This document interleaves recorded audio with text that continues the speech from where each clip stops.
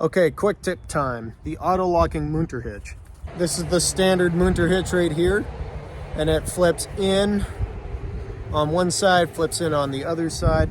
So what you do is decide which strand or which orientation you want. I'm going to say that this is my load line, so I'm going to flip the munter hitch into take-up position with my load line right here.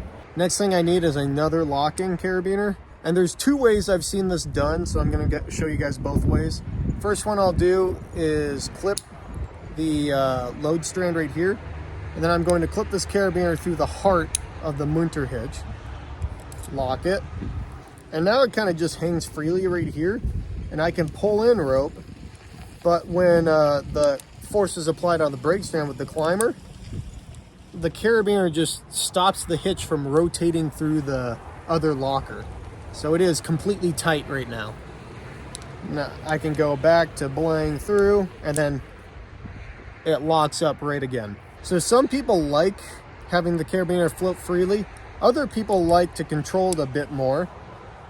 So if you want to do, it's totally fine if you want to clip the carabiner just like so. You can also take this and clip it through the anchor. And then what I do is the munter hitch of the tongue, you have this strand right here and this strand. I like to clip it through the brake strand and lock it. And so what that does is in my world, it creates the least amount of friction because I can basically push rope in and then pull it from the other side. But same deal, if the load strand gets pulled, it just butts up against the spine of this second carabiner and prevents the munter hitch from popping back through. But I feel like I have the least amount of friction when I pull rope through, especially if I'm able to push this brake strand through the munter hitch. Then that seems to work the best. You could clip it to this side of the munter hitch. There's nothing wrong with that. It works just the same. It butts up. But I feel like, yeah, even now there's actually more friction. Yeah, I really need to push this brake strand through the carabiners. It just doesn't work that well. Now the main thing you want to avoid is clipping through both of the tongues, because then it still flips through.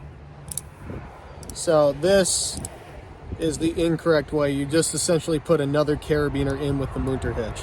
So yeah, to reiterate, my favorite thing to do is, once I have it oriented correct, push up that outside load or the brake strand, lock it, and then you can pull rope up with your left hand here, pushing rope through, and then I can just tug on my expected load side and then watch how the munter hitch doesn't actually flip back through. That's always my check, is I'll put it in here, tug, and know I'm good to go. So there you go, have it guys, another really fast quick tip just to talk about the auto locking munter.